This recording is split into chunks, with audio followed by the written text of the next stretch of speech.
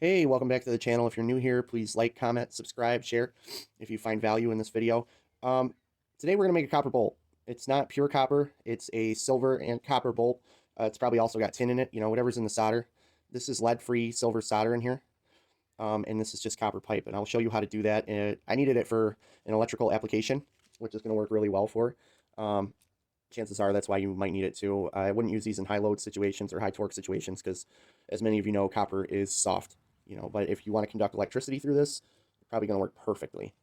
What you're going to need for this is some copper pipe, obviously. Now, this is 1/4 inch soft copper.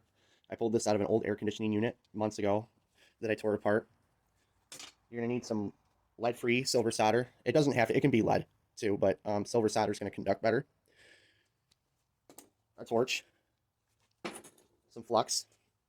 Now, the flux might not be completely necessary, but it's definitely going to help things. It's going to help the solder stick to the inside of the copper pipe. A pipe cleaner. This is to clean out the inside of the copper pipe. If you have new stuff, it's probably not as necessary, but just in case, I would say, if you got one of these, use it. Pipe cutter. I prefer a pipe cutter. You can cut it other ways, but this just gives the neatest cut.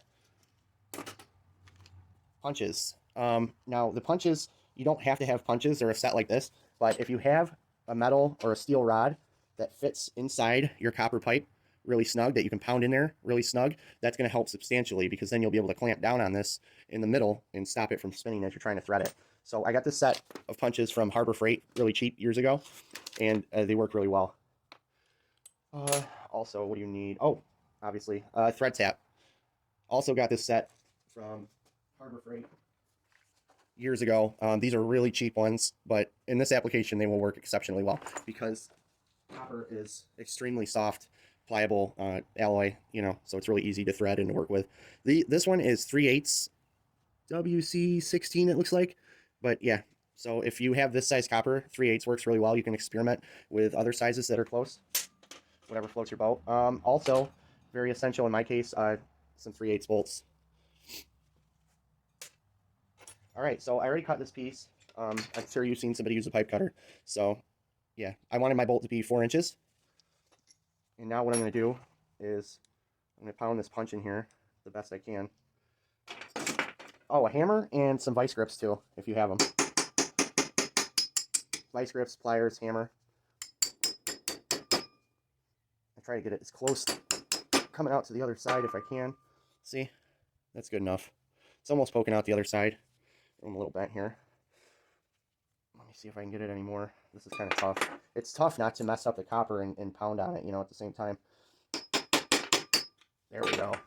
And what this will do is also, we can work hard. And this is soft copper. If you have hard copper, that's definitely preferable over the soft copper. But what I'm going to attempt to do is work harden this a little bit.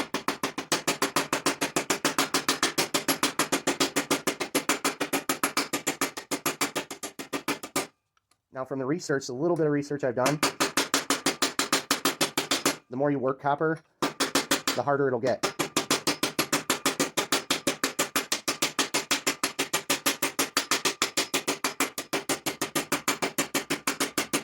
So I don't know if that's really helping, but just according to the quick research I did, half-ass research, it helps harden it. The people were bending it and stuff.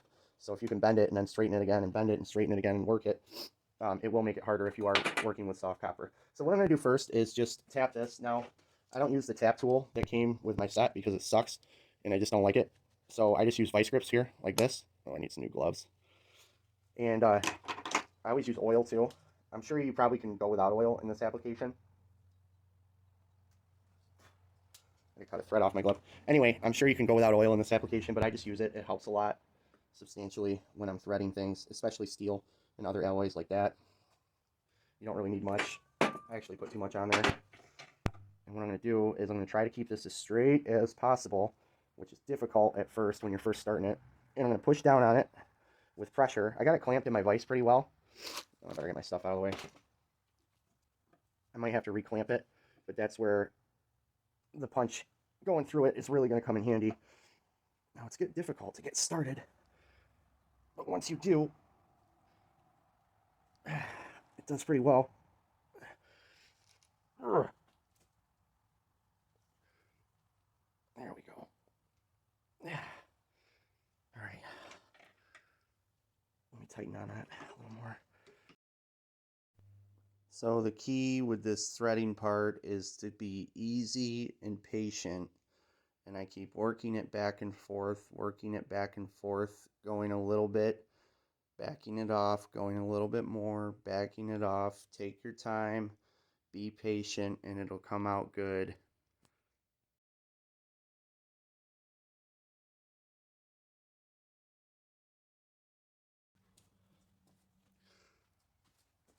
All right, I'm back.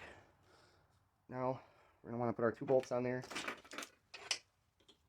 My motorcycle just tipped over in the lawn out there, thank God. My girlfriend's seen it. Anyway, so I got 2 bolts on there like this, and that'll help hold it.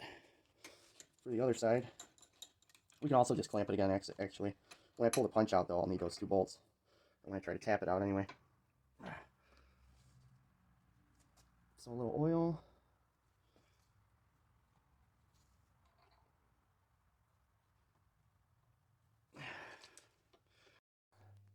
Now the vise you're seeing here is actually really cheap from Harbor Freight. Something like 10 or 15 bucks new when I bought it before the pandemic. These are really handy. You can't beat on them too hard, but for the money, they're excellent. Give it a try if you are there and you see them. Okay. Now, what we got to do is remove the punch. So we got to knock that punch out of there, which is actually pretty difficult. And that's what these 2 bolts here are for, to basically hold it while I knock the punch out of it, or to help hold it. Hopefully they don't move. Actually, for extra security, I'll put 2 more on this side. Boy, the thread's on real nice, actually. Wow. Yeah, it's always a good thing to test your threads after you make them.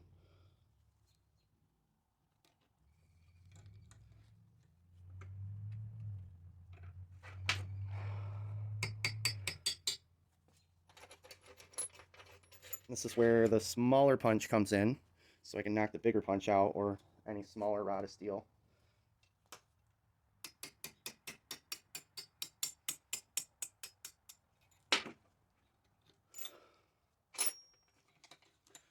And the pipe cleaner. Here we go. Here's the pipe cleaner. Just clean it out real nice. All right, now I got another hack to help fill it with solder. What we're going to do is I'm going to grab it lightly in the middle with these. Oh no, I'll probably actually grab it here with the vise. That's probably better. I'm going to spin these nuts off a little bit, about halfway, just so it's barely hanging on there. See that? Just so it's barely hanging on, just enough to thread this guy in here. Perfect. All right, and we'll take, I'm going to try to take these other nuts off here so they're not wicking up our heat. Let's see if I can. There we go.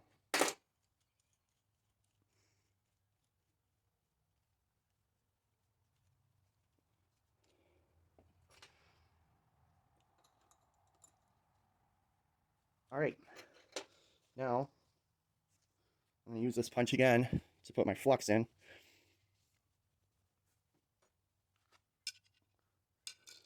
Obviously, there's probably better things to do this with, but the punch is here, and we just barely need it. Not much flux at all here.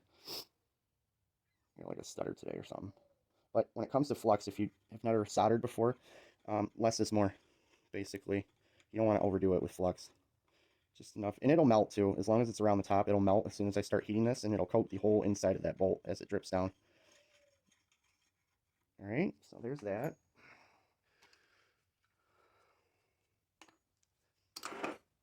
Also, about the torch here, you can use, I was looking at my camera and whacked my bolt. You can use a much smaller torch than this. This is way overkill, but it's what I got. It's what's handy. Oh, I gotta get the solder ready here. Turn this down. There we go. Heat it all up. So at first I'm going to focus on the bottom bottom part of the bolt so we melt all the solder down there and get it all solid. I want to try to avoid air pockets in the bottom. Right now I'm making a little oven.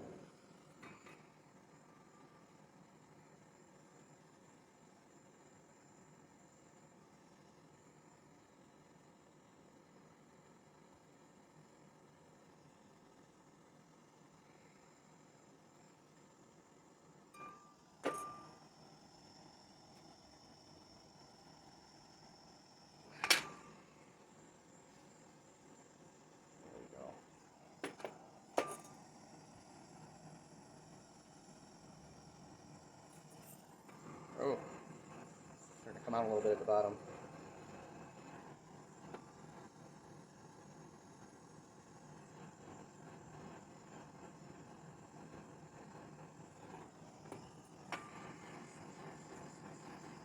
And I'm just going to work my way up, real slow.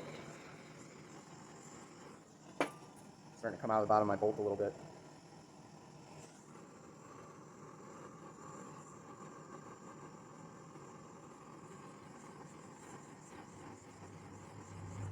All right, that should be good.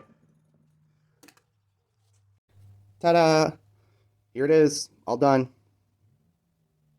Packed solid, full of solder. At both sides, it will conduct electricity very well. I kept a bolt on this side, or yeah, so it's like a bolt, you know, or a nut on this side, I meant. It'll conduct electricity very, very well, and that's what I needed to do, basically. I don't know how many amps it will conduct exactly. I'm guessing probably around 60 safely, or even more, you know, maybe 100. I would have to run 100 through it using the welder and then heat test it. But I hope this video helps you. I hope you got something from it. If you did, please let me know in the comments. If you have any other ideas, let me know in the comments. Like, subscribe, that would be huge. I really appreciate you guys tuning in, and I hope you get something from my content. All right, see you again soon.